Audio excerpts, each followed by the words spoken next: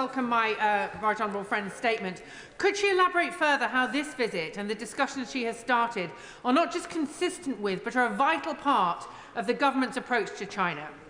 Cooperate where we can, compete where we need to, and challenge where we must. Nick Timothy. Thank you, Madam Deputy Speaker. I'm slightly worried that investors will be watching this statement and wonder what planet the Chancellor is on. She just said that she's investing in transport infrastructure. She's actually cutting transport capital budgets. She has previously said she wants only one budget a year, and the March statement is billed only as a fiscal forecast. Can she rule out any new tax rises or departmental spending cuts in the March budget, in the March statement, or will the fiscal forecast become an emergency budget? Tony Vaughan. Thank you, Madam Deputy Speaker. May I congratulate the Chancellor on unlocking £1 billion of value for the UK economy, which would not have been unlocked if she hadn't gone to China. Exactly. Does she agree with me, though, that the government's decision to thaw UK-China relations, which was much needed, is reaping dividends now, and that while also allowing us to press China on difficult issues, including human rights and labour standards? Dave Dugan.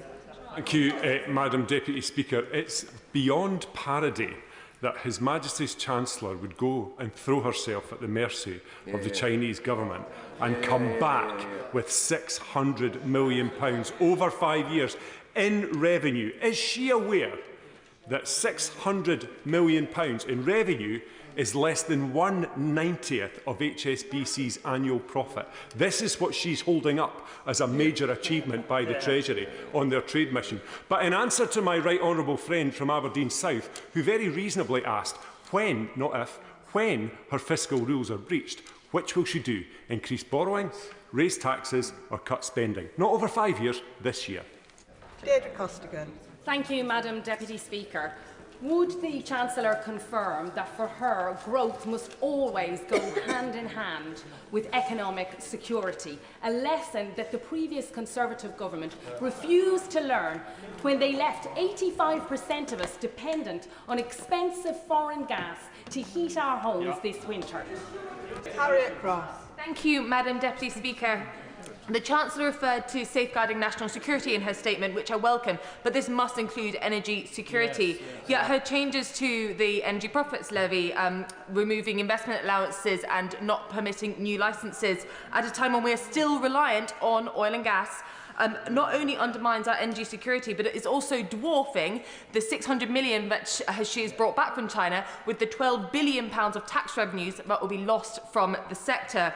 Why, rather than supporting our energy security, is the Chancellor turning her back on the sector, turning her back on these tax revenues and risking selling our energy security to China? Thank you, Madam Deputy Speaker. I commend the Chancellor for her visit to advocate for our country's best interests, but does she agree with me that Chinese companies must not provide any support to Putin's illegal war in Ukraine?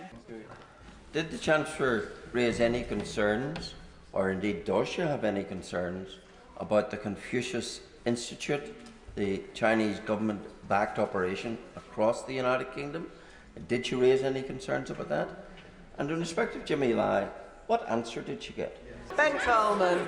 Madam Deputy Speaker, my constituents in Chelsea and Fulham, many of whom work in financial services, will have been amazed, I think, just as I was now, when the Shadow Chancellor, in a fit of pique, demanded that the Chancellor should have come home from China to talk to him in this House, rather than stay, rather than promote growth, access to the world's second largest market, and winning new licences, winning quota allocations for financial services businesses, with, as anybody who's taken the trouble to listen carefully to the Chancellor will have recognised, more on the way.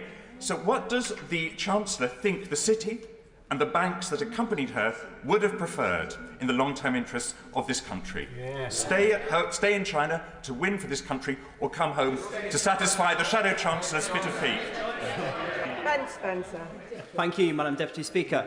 We have an embargo on Russian oil and gas. China continues to import it, and apparently Russia will be China's #1 supplier this year. Did she raise this with her counterparts on her trip to China? And what assessment has she made of her deal so that it doesn't inadvertently support the Russian war effort? Chris Vince. Deputy Speaker, can the Chancellor outline how this visit is an example of ongoing dialogue with the international community which will benefit businesses and residents in my constituency of Harlow? And while we're quoting Shakespeare, will she agree with me that there's something rotten in the state of the Conservative Party? Or perhaps